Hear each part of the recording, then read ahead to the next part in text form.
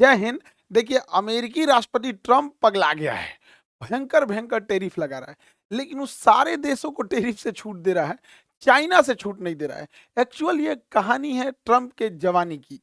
जब वो 2008 में ट्रम्प था, तो ट्रम्प टावर को लेके वो चाइना गया था, तो बड़ी धोखा खाया था चाइना में, तो समझते हैं।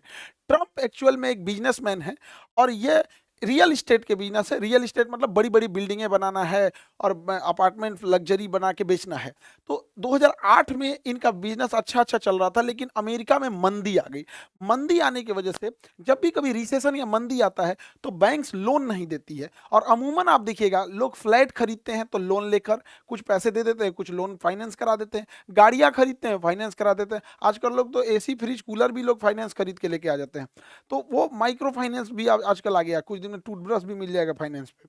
तो 2008 में इतना भयंकर रिसेशन आया ना कि कोई फ्लैट वगैरह खरीद ही नहीं रहा था। तो ट्रम्प को चाहिए था कि एक ग्लोबल एक्सपेंशन करना, जहाँ पर बहुत तेज़ी से रियल एस्टेट बूम कर रहा हो। तो 2008 का दौर था जब चाइना में रियल एस्टेट बहुत तेज़ी से बूम कर रहा था, बड़ी-बड़ी बिल्डिंगें बन रही थी। ग्वांगझाऊ, शेनज़ेन, फूजान, वुहान, बीजिंग बहुत तेज़ी से विकसित हो रहे थे। तो ये ग्वांगझाऊ में सोचते हैं कि बड़े-बड़े लग्ज़री अपार्टमेंट बना के बेचेंगे। उस समय चाइना के जो राष्ट्रपति थे, वो थे हू जिनताओ और प्रधानमंत्री थे बेन जियाबाओ। अभी राष्ट्रपति हैं शी जिनपिंग और प्रधानमंत्री हैं ली कोकियांग। तो आगे समझते हैं हम लोग। तो इन्होंने ग्वांगझाऊ में बहुत सारा इन्वेस्टमेंट करने के लिए लगभग 130 बार आवेदन दिया।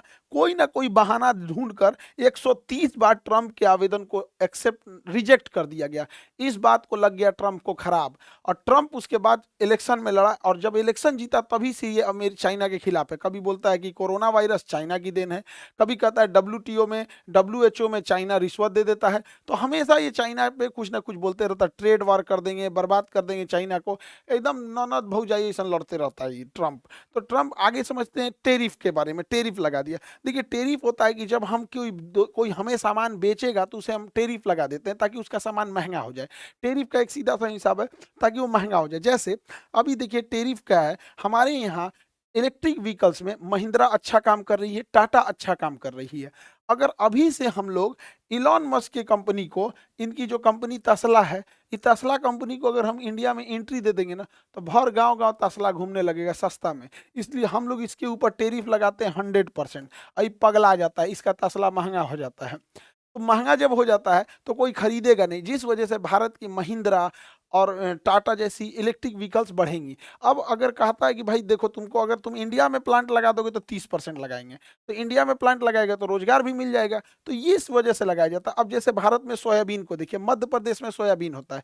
अमेरिका में खेत बहुत बड़े-बड़े हैं, वहाँ पे सोयाबीन ज़्यादा हो जाता है। तो अगर हम सोयाबीन पे टैक्स ना लगाएँ, अमेरिका के सोयाबीन पे टैरिफ ना लगाएँ, तो भारतीय किसानों का सोयाबीन जो होता है, उससे सस्ता आ जाएगा अमेरिकी किसानों का सोयाबीन। इस वजह से भारतीय किसानों का सामान सस्ता हो ज मतलब उतना नहीं बिक पाएगा। धीरे-धीरे वो किसान सोयाबीन उगाना छोड़ देंगे। 10-20 साल बाद वो टेक्नोलॉजी भूल जाएँगे और जब कभी अमेरिका चाहेगा तो उसपे रोक लगाने के लिए तो रोक लगा देगा, हमारे यहाँ से सोयाबीनें गायब हो जाएगा।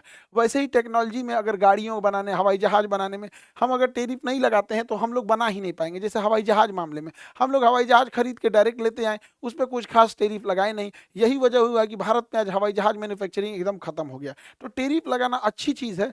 टैरिफ का 2 ही मकसद होता है, अपनी टेक्नोलॉजी को बढ़ावा देना और किसी भी दूसरे चीज़ों को सस्ते दाम पे एंट्री होने से रोकने के लिए। लेकिन ट्रम्प जो है वो पगला गया है। एगो लिस्ट लेके आया पीडीएफ लेके दन-दनादन पढ़ दिया कि इस देश पे इतना, इस देश पे इतना। भारत पे लगाया 26% दनदना के पढ़ दिया। यहाँ पे टीपी लगाया हुआ था, टेलीप्रॉम्प्टम।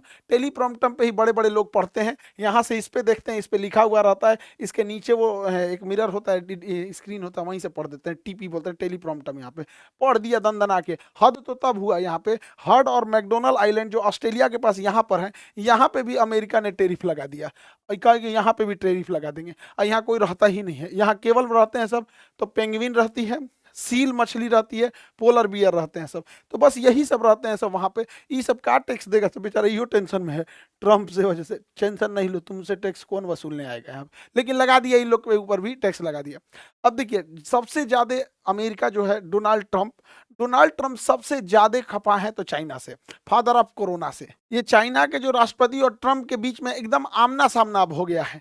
चाइना जो है जैसे इधर ट्रम्प टैरिफ लगाते हैं उधर से चाइना भी लगा देता है। इंडिया पे तो 26% हुआ, इधर से ट्रम्प लगाते लगाते 245 पहुंच गए, तो चाइनो लगा दिया 245। हमको लगता है मोदी जी के दोस्ती का असर हो गया ट्रम्प को भी। अब की बार 400 पार है, तुम भी बस 400 पार कर देना। तुम भी काहे लिए यहीं रुक रहे हैं यहाँ पे, मोदी जी भी इतने के आसपास रुक गए। 400 हिलाओ, 400 एक कमर तोड़ दो फादर ऑफ कोरोना का। खैर अब हम समझते हैं कि किस किस स्टेप से, इस स्टेप से, इतने लंबे टेरिफ के स्टेप से अमेरिका को कहाँ कहाँ फायदा होगा। देखिए अमेरिका को फायदा कैसे होगा कि अमेरिका की जनसंख्या कम है और उसकी ज्यादातर जमीन उपजाऊ है। ज्यादातर जमीन उपजाऊ होने की वजह से जो अमेरिका है ये मक्का का उत्पादन, सोयाबीन का उत्पादन बहुत ज्यादा कर देता है और ये दूसरे देश को बेच देता है। वही चाइना की अधिकांश जन आबाद जमीन जो है बंजर है, पथरीली है, रेगिस्तान है, पर्वत पठार है, तो वो ज्यादा ना मक्का उगा पाता है ना ही सोयाबीन उगा पाता है। लेकिन यही मक्का और सोयाबीन को हम लोग दाना बना के सुअर को देते हैं। और चाइना में सबसे ज्यादा अगर किसी चीज का मीट खाया जाता है तो पोर्क यानी सुअर का मीट खाया जाता है। चाइना में 40 करोड़ सुअर रहते हैं सब, और इन्हीं सुअरों को मार के वो चाइना वाले खाते हैं सब। उनका यही, जैसे इंडिया में अगर नॉनवेज की बात करें सबसे ज्यादा चिकन चलता है, कहीं से भी इजीली जगह पे होटल वगैरह ढाबा पे कहीं मिल जाता है, वैसे ही वहाँ सुअर मिल जाता है।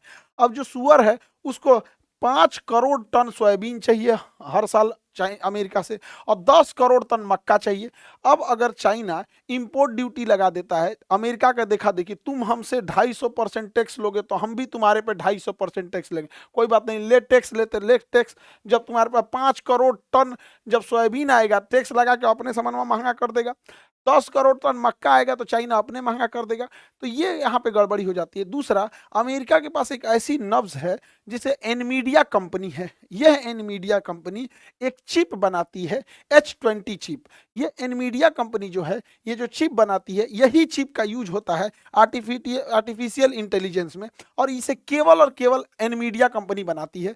तो चाइना का जो आर्टिफिशियल इंटेलिजेंस है, AI है, जो उसका डीप सीक है, ये सब धारा का धारा रह जाएगा। तो अमेरिका इस पर प्रतिबंध लगा दिया है, जिससे कि चाइना को थोड़ी सी दिक्कत आएगी। लेकिन चाइना ने क्या किया है, इस ट्रेड वार को बड़े अच्छे से सोशल मीडिया का यूज करके अपने फेवर में लिया है। जितने भी अमेरिका के लग्जरी ब्रांड थे जो बिना मतलब बेवकूफ बनाते थे, पराडा, गुची, डियोर, ये सब जितने भी बड़े बड़े, बर्बरी, लुई विटॉन्स, ये कंपनियां जो है पर्स बनाते थे, कोई लग्जरी कपड़ा बनाते थे। अब एगो पर्स बनैले है यहाँ पे, वो पर्स कितना का बेच रहा है, 3.5 लाख का पर्स, 3-3.5 लाख का पर्स है। और जबकि ये चाइना में बनता है, और चाइना में बन के बस इसके ऊपर जब इटली या फ्रांस का मोहर लग जाता है, और उस चाइना का कहना है कि भैया हम इसको 15-20 हजार में बना देंगे, इसी के ऊपर लेबल लगा के 2.5-3 लाख में क्यों खरीदोगे, डायरेक्ट हमसे खरीदो। और इन्होंने हर चीज को दिखा दिया कि कैसे कैसे है, डियोर का पर्स वगैरह। इससे क्या हुआ, फायदा क्या हुआ चाइना को, चाइना का टिकटॉक अभी भी अमेरिका में बैन नहीं है। याद करिए 2020 जब भारत में भी टिकटॉक था, ये जो शॉर्ट वीडियो घसाघस जो ऑनलाइन आप लोग ऑर्केस्ट्रा देखते हैं, इसे नचनियन सबको धनाधन घसका के, वो टिकटॉक ने ही सबसे पहले चालू किया था। टिकटॉक को देखा देखी फेसबुक आया और इंस्टाग्राम आया और यूट्यूब ने अपने शॉर्ट्स लाया, और भारत ने टिकटॉक को बैन कर दिया। लेकिन अमेरिका में टिकटॉक बैन नहीं है। इसी वजह से चाइनीज जो मैन्युफैक्चरर्स हैं सब, वो सब उस टिकटॉक पे वीडियो बना के दिखा रहे हैं सो कि देखो यहीं पे ये तुम्हारी 3 लाख का बैग है जो हमारे यहाँ 10 हजार में बन रहा है, तुम्हारे यहाँ 50 हजार का जूता है हमारे यहाँ 4 हजार में बन रहा है। तो यही सब चीजें कर रहे हैं। इसी पे गलती क्या हुआ, चाइना का विरोध करने के लिए व्हाइट हाउस से जो स्पोक पर्सन थी वो आके कहती है कि चाइनीज प्रोडक्ट का बाइकआउट कीजिए, जबकि ये चाइनीज कपड़ा पहनी हुई थी। तो चाइनीज सब इसको भी दिखा दिया था कि देखो ये सब हमारे ही यहाँ से बना हुआ है। इवन चाइना को बाइकआउट करने के लिए टी शर्ट छपाया गया कि बाइकआउट चाइना, वो भी दिखाया गया कि देखो ये टी शर्ट भी छप जो रहा है ना, बाइकआउट चाइना, ये भी चाइना में छप रहा है। तो चाइना मैन्युफैक्चरिंग हब बन चुका है। उसके पास सस्ते लेबर भी हैं, डिसिप्लिन्ड लेबर भी हैं, और स्किल्ड लेबर भी हैं। हमारे